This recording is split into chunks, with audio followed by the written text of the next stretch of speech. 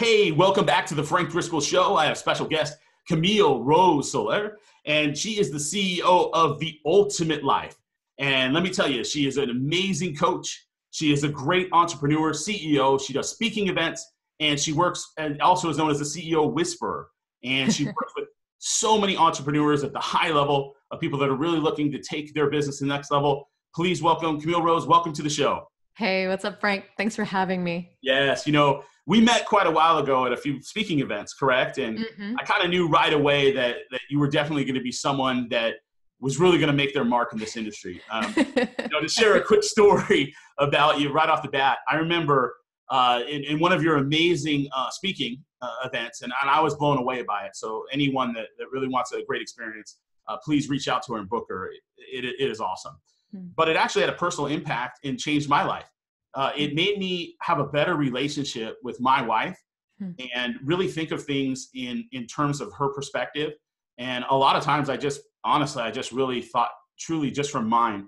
And I was so surprised that I could go and watch an event and actually have something that changed and moved me. So I just wanted to personally thank you for having that impact in my life. Yeah. All right, let's get right into this. Sure. I always knew I was going to have you on this. I'm excited. So I'm excited as now we keep doing these, but I always knew just as soon as that schedule aligned. What is your background? Why don't you tell people kind of where you started and even how you got into this? Yeah. So what are we now? 2019. So for over 10 years, I've been working with entrepreneurs, business owners, leaders. I actually started out in branding and marketing consultancy in the nonprofit sector. That's actually where I got my start. And I've just always had a passion for people who went after what they believed, whatever they dreamed of. And I've always been the support system behind the CEO, the visionary, that person. And although I love branding and marketing, I kind of hit a point in my career at about year 5 or 6 where I could just tell, there's something else that I want to do. I loved serving entrepreneurs. I liked helping them take their vision that was in here out onto paper, out onto design, out into the world. But there was still like this gap where I felt like I was kind of operating at 80% of my potential. And then when I turned 27 years old, I had this huge turnaround moment where a relationship of mine ended. I lost my job. I ended up moving back into my mom's house. And I just remember moving into my mom's house without a car because I sold my car in order to pursue this other career. And I was sitting on the bathroom floor, just totally depressed. And I looked into the mirror and did not like the woman that I saw at all. And I was shocked because if you knew me, if you were my friend at the time, and even up to now, everything on the outside looked perfect. I mean, I have a double degree from UC Berkeley in psychology and mass communications. I've traveled the world. I've made a ton of money. I had it all going for me. And yet, when I looked in the mirror, I didn't like the woman I saw, which was a trip to me. So from that moment on, I really decided, all this nice personal development work that I just kind of like to read for fun, like Oprah-ing my life, Deepak Chopra-ing my life, Tony Robbins-ing my life. I was like, no, I'm actually do the work. And so for the next year, I just committed to really deep self-development work. And I ended up attending my very first Tony Robbins conference. Always read his books, but never attended. And I was so blown away by what this was. It was like a 4-day rave. I had gone to Unleash the Power Within. But it wasn't so much the conference as much as it was a very significant moment when I went. I remember it was Tony on stage. He was jumping up and down. There's 5,000 people on their feet, jumping, screaming, yelling. And I'm standing in the very back of the room by the production team because I like to do this thing where I walk into rooms and I just observe the people. And I remember there must have been like a straight line from me to Tony on the stage because there was nobody in the aisleway. And as I'm watching him do his thing, jumping up and down, it was like this surge of electricity ran from the top of my head down to the tips of my toes. And I could almost hear this whisper just say like, and this is exactly what I need you to do. And I was so excited and like, yeah, that's it. That's what I've been meaning to do all this time. That was what was missing.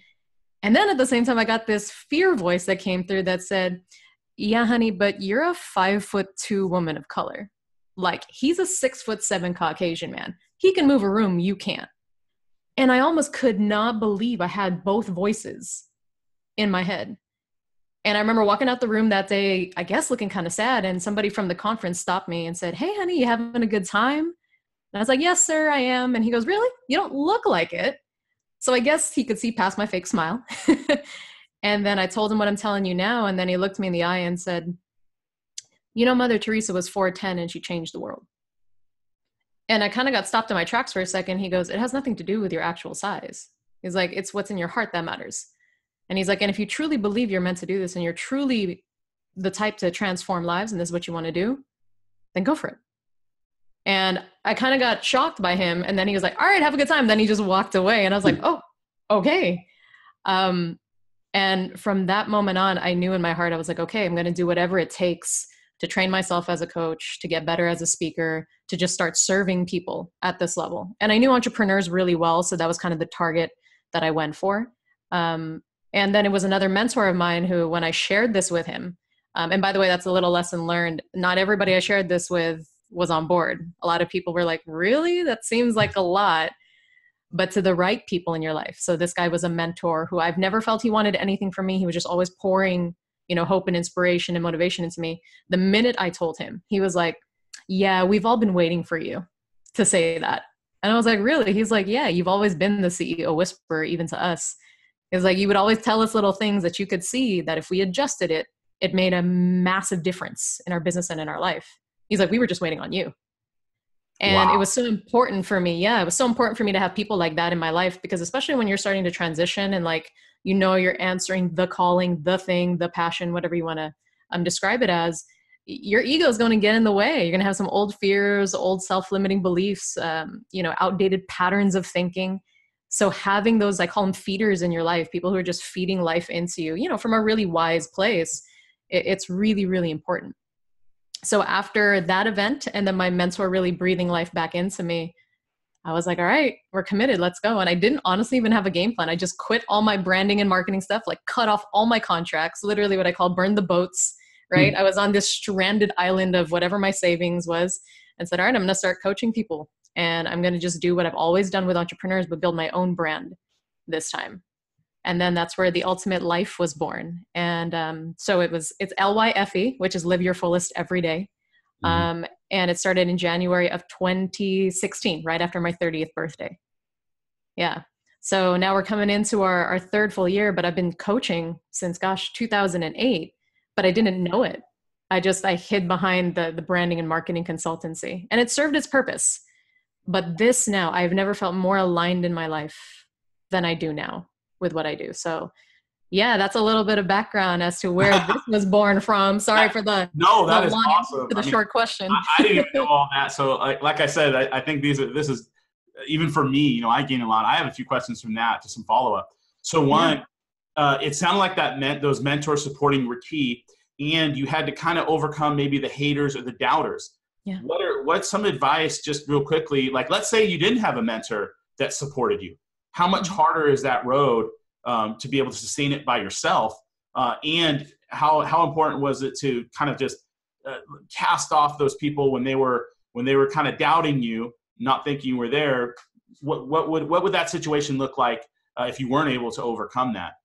I mean, I don't think I would be interviewing right now. Ultimate Life wouldn't exist. All the thousands of people that I've spoken to or coached or helped, they wouldn't exist. I mean, that relationship at least. And I'm sure I would have gotten here, but it would have taken much longer. That's really the biggest difference, is I call having mentors, having, really great counsel around you. It's like standing on the shoulders of giants. I can see much further down the road, and I can learn how to avoid some of the mistakes that they've already walked the path for. So, I mean, it doesn't mean that I'm not going to walk it eventually, but why have to learn it the hard way when somebody's already telling me, well, Kamille, if you try this, it might be a shorter route. And I'm all about the shorter route to getting to the progression point. I have no shame in that. A lot of people, pride can be a really big block for entrepreneurs and leaders because they want to do it all. They've got a lot of control. My thing is, reach out for help. That is the smartest move you could ever make. The power of leverage it's limitless when you are leveraging the right people.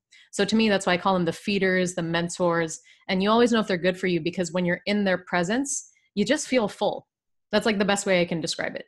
The needers in your life are the ones that deplete you. Those are the haters, like you say. People are always trying to cut you down. And typically because they have some insecurity, or maybe they're jealous, or you're doing the thing that they're just not ready to do. So honestly, a lot of the times you're just mirroring back to them what they aren't ready to see yet, which is their own inadequacy. So instead of just making fun of them or calling them out. I would say just have compassion for them, because we were all there at some point where we just weren't ready to accept somebody else's success, or we weren't ready to see that we weren't at that level that this person's at. But what I do is I quickly turn around. If I ever feel the green-eyed monster come of jealousy, or I start to look at somebody in a way like, well, why do they have that? I quickly change my mindset to, well, if they're achieving it, that means it's possible. So it means I can do it too. Very different than, well, they're not as smart as me. So, why do they have it and I don't? That's a totally dead end thinking mechanism. But if you can see it as inspiration for everybody that's like way up there, like, man, if they can achieve it, what else is possible if I do it? Then it's motivating, right? So you could see it two ways. You could see it as like, well, I don't have mentors, I just have a lot of haters. Then, maybe you use that as a leverage point to push you to the next level, if that's what helps you. But if you get those mentors, and they don't always have to be people that you know. My greatest mentors are people that I watch on YouTube, people that I watch on Instagram, great books that I read. I call Tony Robbins a mentor, but it's not like he's on my speed dial, but he is my mentor because I watch him, I listen to him, I see his style, how he moves people. I say Oprah is my mentor, even though I don't have her on speed dial yet. But, because I listen to her. And so to me, everything that I do, every time I step on a stage, I bring all the wisdom from all these mentors, all these people, all my life experience with me on that stage. It's not just me. I wish I could tell you I'm that smart, but I'm not. I'm smart enough to know who to seek wisdom from. And then I translate that for the person that I'm trying to help transform their life or transform their business. So again, just to say, it's so vital. If you want to get there faster, tack on to people who have already walked those shoes or walked the mile in that road. So super, super important. I thought you made an amazing point, and I think you're very intelligent myself, personally. Thank you. I thought you don't have to have a mentor. Guys, if you're out there and watching, I thought you made an amazing point. I do the same thing. I'm always watching people and trying to learn from them and take what they're doing and fast track it.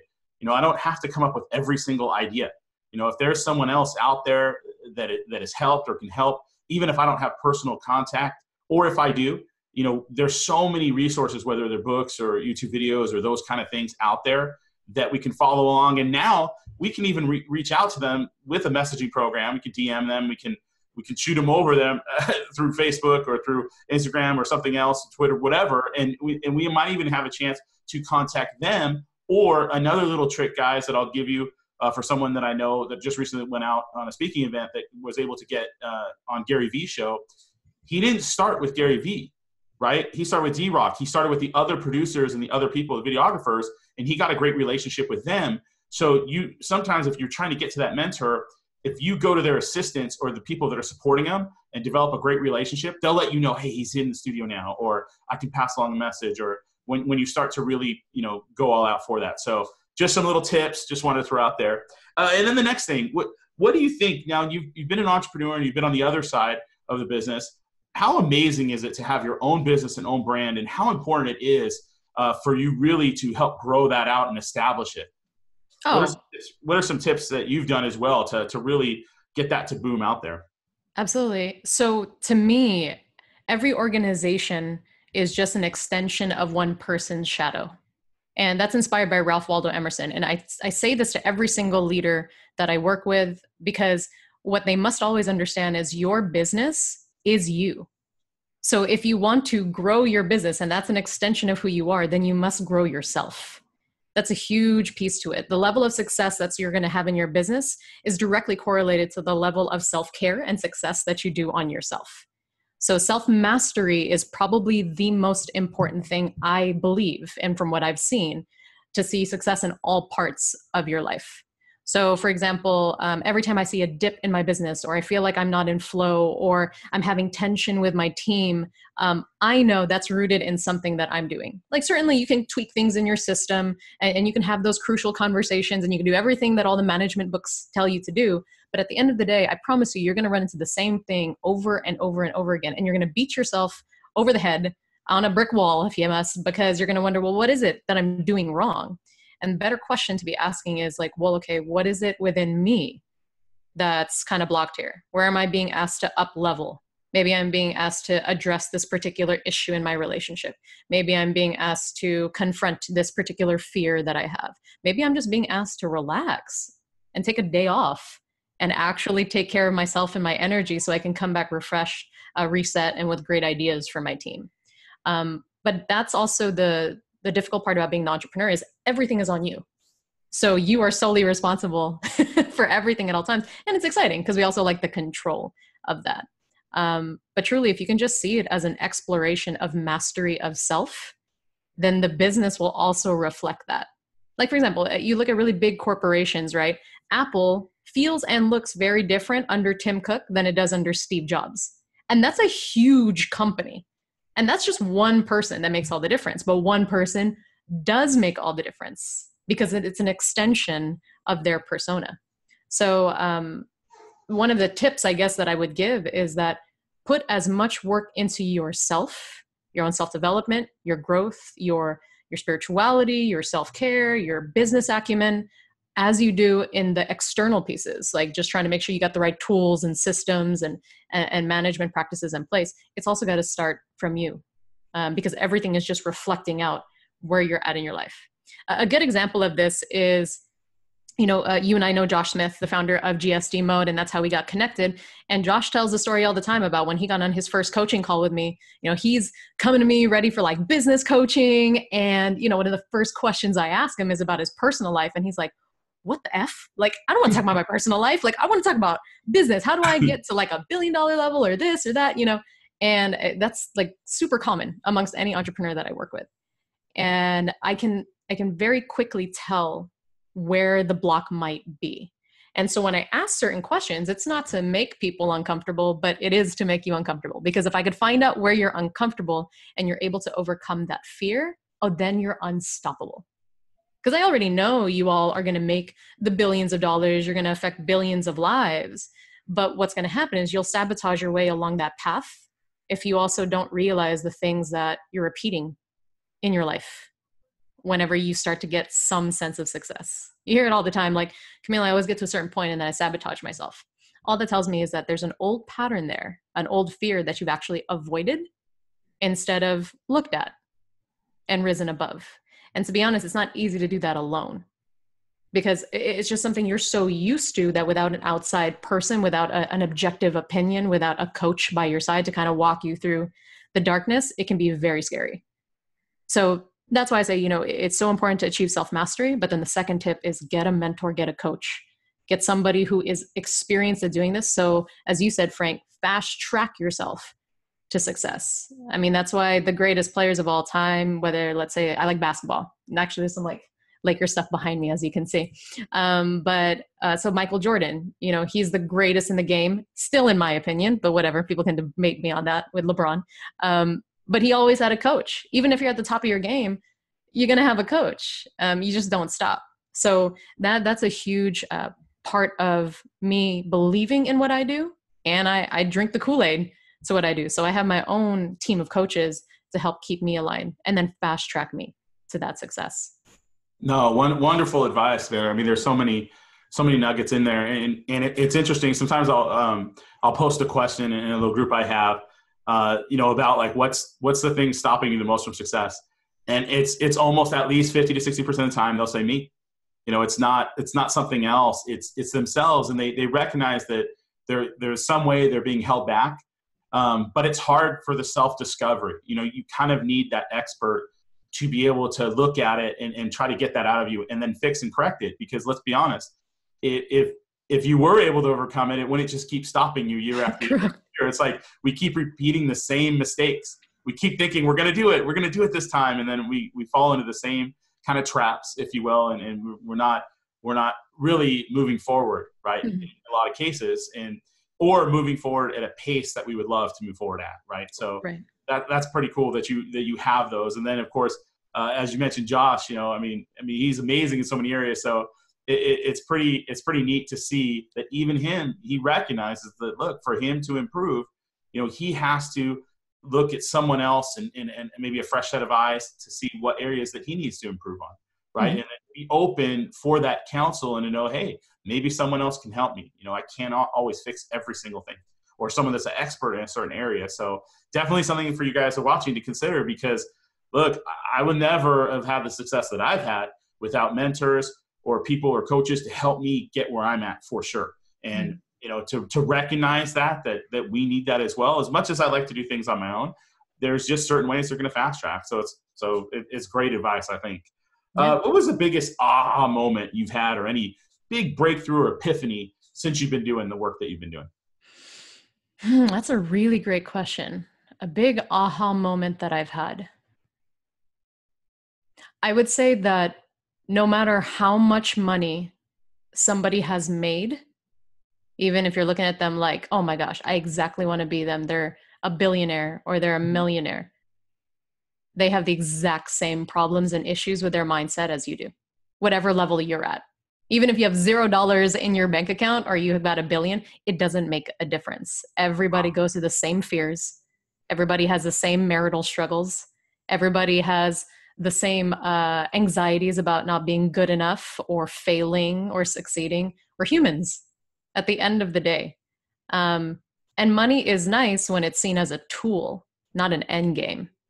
And that's another big difference between, I know what I say, the successful entrepreneurs, and these are people who are thriving in their business and their personal life, and they're happy. I know a lot of people who are super affluent and rich, but they're miserable. I don't consider that success. Maybe financial, but if you want the ultimate life, which is really what I coach for, is you've got to have that beautiful, it's not even a balance, really. It's just a centeredness that all parts of your life are rising in the way that you want it to rise. So I would say that is that don't think that just because they have a ton of money, they have no problems anymore. They still suffer from the same mental stresses. And the big difference, I think, is that those who are succeeding in finance and in marital life, a personal life, and in their health, they have such a phenomenal practice of gratitude. It's crazy. Even in the tough moments, they know how to say thank you. That's a really big difference I see with my clients who they're just thriving, even in the midst of BS or in like a lawsuit will get thrown at them and they're still smiling. And I'm like, dude, how are you doing this? Or, how are you balancing being a mom of a special needs kid and then also, thriving in your real estate business? And it's because there's deep gratitude in all that they do. They know, like, you know what? I know it's a tough circumstance, but I'm just so thankful I have a roof over my head.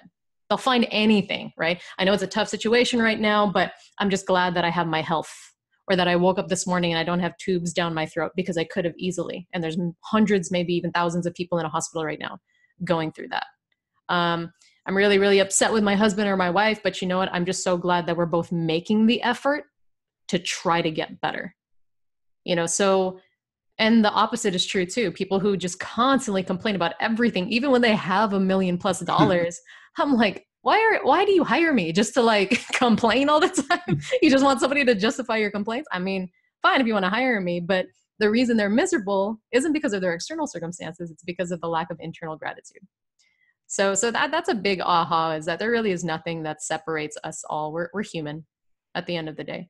But if you can live from a very deep place of gratitude, everything in your life will just begin to rise, and you'll enjoy the process that you're in as you're rising, because there is no end. That's the fun thing about life, is if you treat it as such, you can always get to the next level.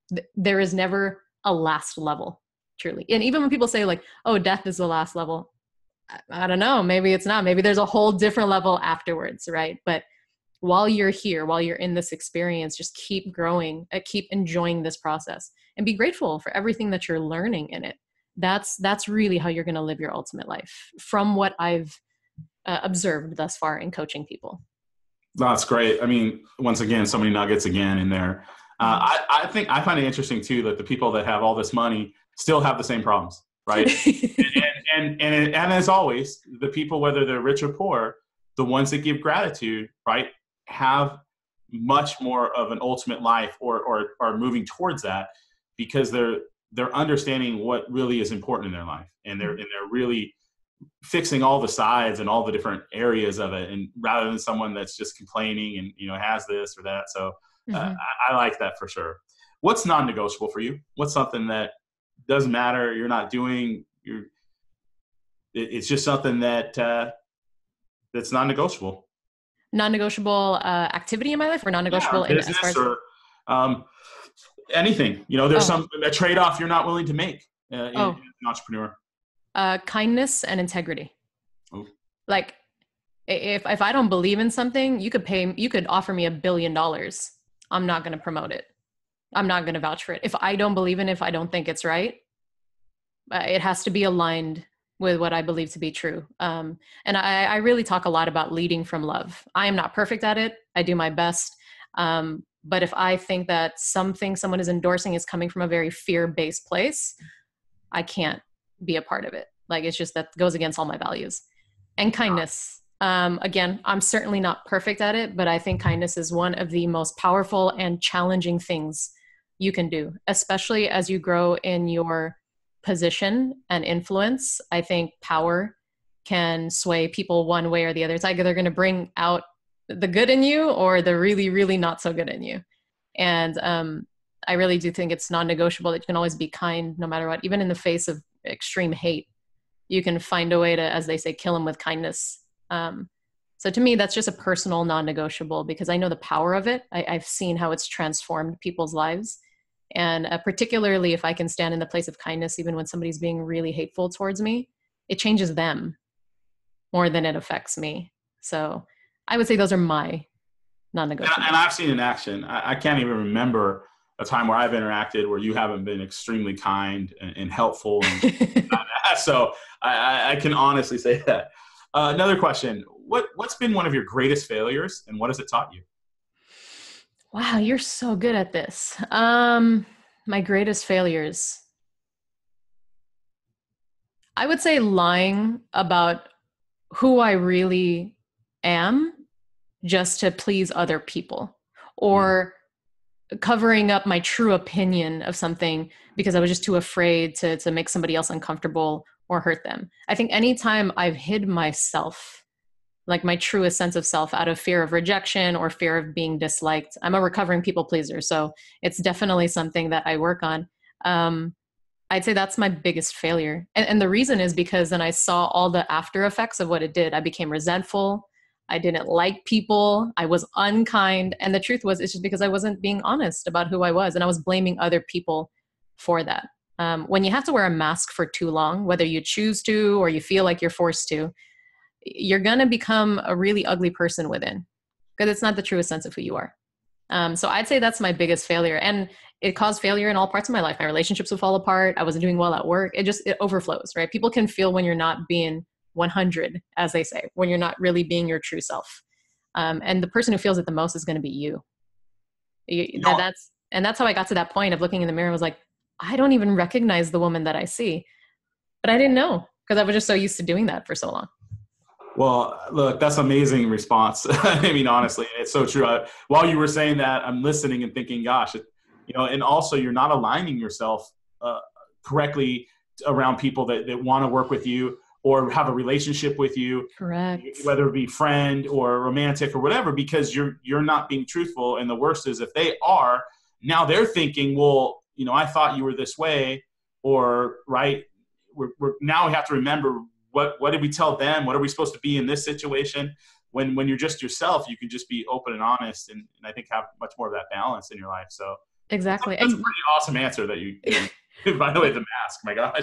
Yeah. Well, and something that just came through as you were talking is like, especially if you're in sales, right? Because the less of you that you are when you're doing sales, like if you think, oh, I got to be a certain personality to be in sales, and you're not just being you yourself, you're going to attract people that are not aligned to you, and sales are going to be so much harder. But I've noticed I've been the most successful when selling something. I don't even like to call it selling. I just say it's serving. When I'm serving people, oh my gosh, and I'm just me, I get the best clients. Just people who at that point, they're just like, whatever you're about, I'm in it. I want to invest. And I didn't even have to try. And the truth is, because when you're yourself, it's effortless. When you're trying to be somebody else, let's say somebody's trying to be Frank Driscoll instead of being, Mike Jones or whatever, then he's going to have a hard time selling, even though he's doing everything you're telling him to do. But if he takes the principles of what you're teaching him, and then he's his own personality as he executes on those, teachings that you give, he'll just skyrocket, because he's totally 100% him. That's why I love whenever I've talked to you on the phone, Frank, like, yes, you're really, really good at speaking to people and communicating in a really powerful, influential way. but it's just you. Like it's 100% you. You're so authentic. You're really aligned to your mission and what you're about in your life. And people can feel that from you, which is also why I think you have so many followers and people are just, flocking to you because yes, it's transforming their life. But really what it is, it's that they're like, man, this guy's real. Like there's no pretense here. I can trust him. I can feel that he's real. People can feel that. People are a lot smarter than I think we give them credit for sometimes. When I put in my group, what is your favorite video game? Because I spent a lot of times playing video games, growing up, or favorite movies or things like that. I remember a few people commenting, is this a real estate group?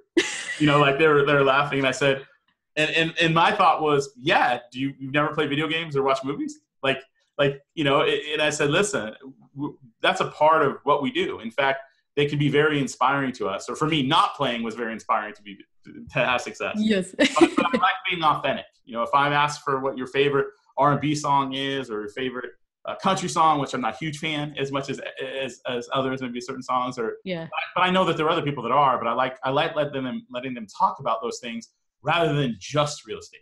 Mm-hmm. So but that's my true personality. So that way I figure, hey, if they love me in here, they're gonna want me to help them and all of that. And if they don't, they go to another group where they're better aligned.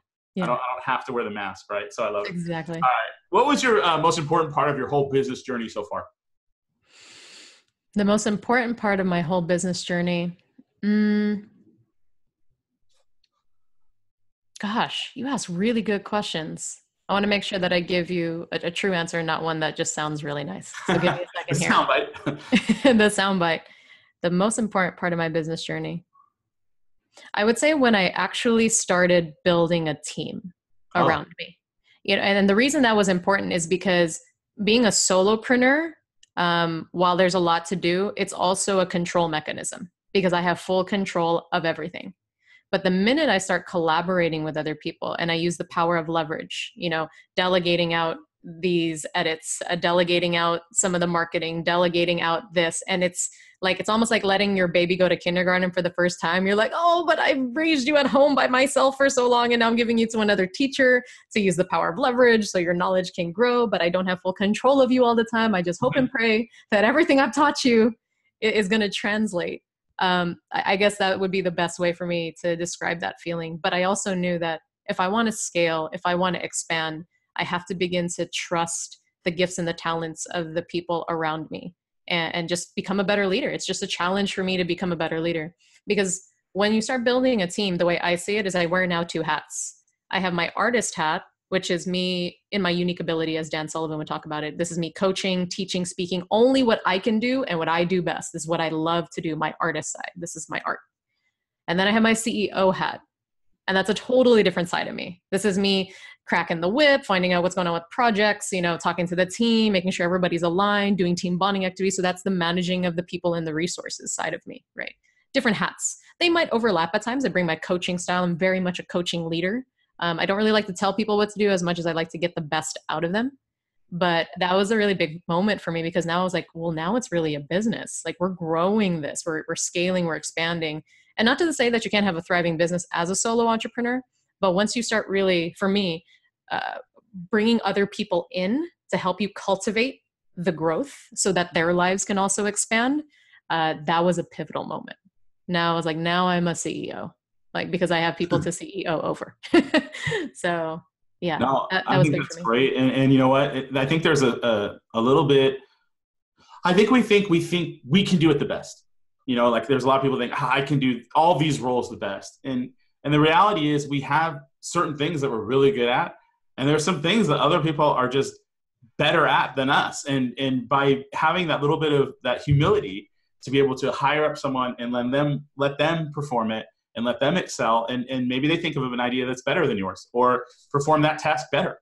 And, right. And I think starting to leverage and being able to grow, I think you can only get to so far with just one person, and I think that also it shows a little bit of kind of your lack of trust in others too. Right? I'm that way too. I definitely have a hard time. All entrepreneurs are. Okay. Yeah. I will say it, but having also, been in positions where I've run, larger teams, it does take more trust and then, but the rewards can be there as well. So I think. For sure. What Well, and drives when you? you're looking, oh, sorry, I didn't mean to interrupt. I was just going to say that, when looking, for example, at the wealth formula from Roger Hamilton, right? If anyone ever takes the wealth dynamics, he talks about how wealth is equal to value times leverage. And so, yes, if you want wealth of time, joy, energy, success, money, like true wealth, it's your value. So whatever you're uniquely great at, you just, grinding it out, putting out all your value, but it's times leverage. And so what happens is a lot of people don't know the leverage piece. So they make okay money, or they only have so much time, but they're like, but I'm working so hard. How come I'm not wealthy? Well, it's because you haven't really figured out who or what to leverage yet. And so the leverage piece is really where you start to see the wealth grow. So that was just something that kind of came up as we were talking. It was like, yeah, that was the piece for me that was missing for a long time. And when I incorporated it, it certainly has its challenges, but that's where I started to see wealth in so many parts of my life. Totally. I completely agree with you on leveraging. What drives you to keep going when things get really tough? I couldn't imagine myself doing anything else. And that's just the truth. Like there was such a deep fire within me that knows I'm supposed to be doing this. And another, I'd say, more relational thing that drives me is I'm really close to my mom.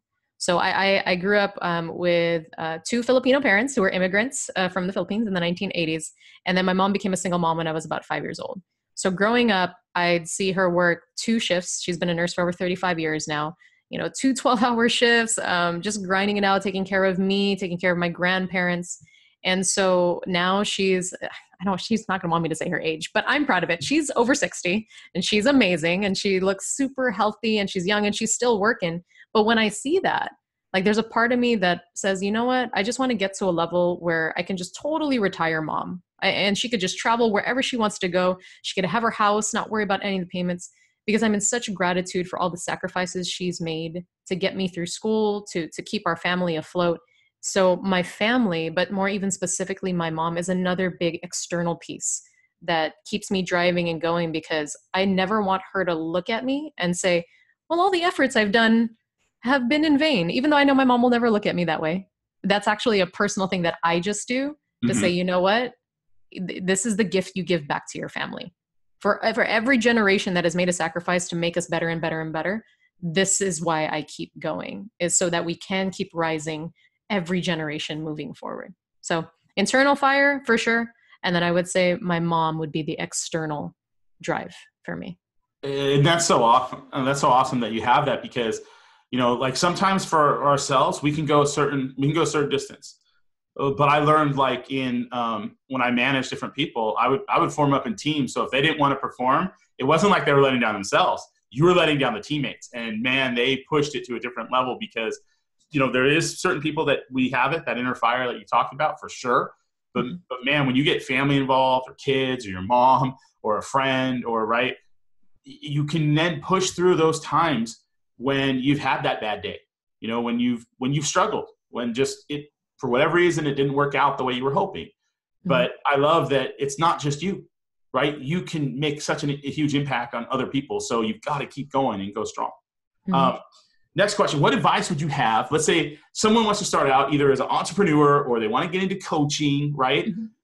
They see it. They love what you're doing. They're like, oh, that's so awesome. Yeah. What advice would you give one that's just starting out, whether as an entrepreneur or that wanted to get into coaching? I would say find 3 examples of people that if you were to say, you know what, in the next 10 years, I want to get to that level, and either get in contact with them or study them like crazy from afar. So for example, Tony Robbins calls it modeling, but I talk about him. He was one person that I modeled, right? I invested in going to all his seminars, going to all his workshops, not just because it was helping me, which it certainly was. I wanted to, as they call it, drink the Kool-Aid and see, is it really working? What is it really about? But as I was also studying the business model of coaches and speakers and seminar organizers.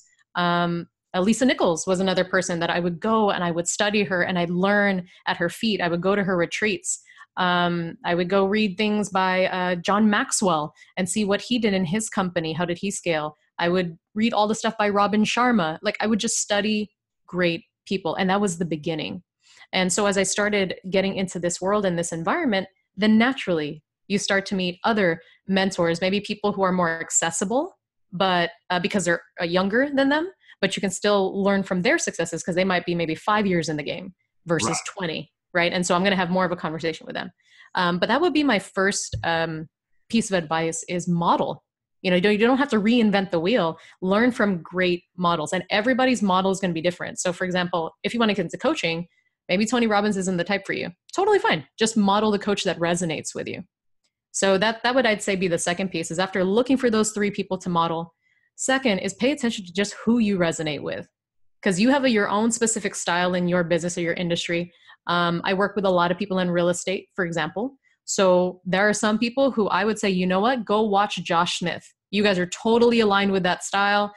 You also want to wear jeans and a t-shirt and a backwards hat, and you want to be super chill. Like that's your steez, right? And I've also worked with other people in real estate who are a lot more buttoned up, suit and tie, like the Beverly Hills, Maserati, sort of drive my clients around in that. That's totally fine too. If that's what you resonate with, go model X, Y, and Z person. But just pay attention to who you're drawn to. There's a lot of wisdom in that. There's no one right or wrong way to do it, but I would say the wrong way, if there was one, is just to not do anything and be like, I don't know how I'm going to even start. Copy the people who've already started. Yeah, no, and create your own style. Totally. I completely agree with you. I love the modeling approach. I always try to do the same thing. Look at the successful people that you want to be. If you're an entrepreneur and whatever business you're in, go look at the leaders. Go look at those top 3. What are they doing? What is their approach?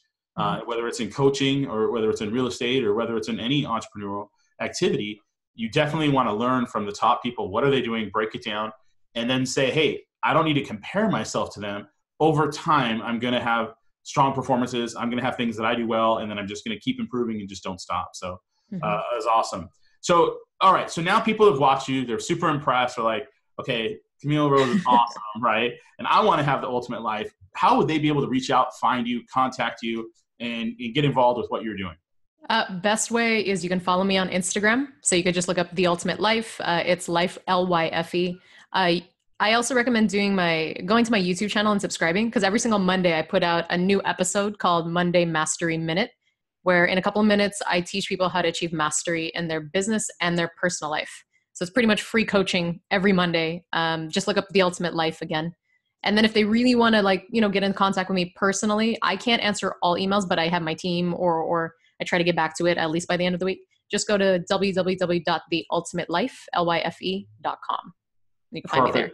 And we'll put all those links and stuff below, so you guys can look it up. We'll have it underneath the video. Is there any other final thing you want to say? And we certainly appreciate you coming on the show. Yeah, absolutely. Just, a little word of encouragement is when we talk about modeling is when you start to model, be very careful that you don't compare your chapter 1 to somebody else's 21. Because sometimes that can be discouraging.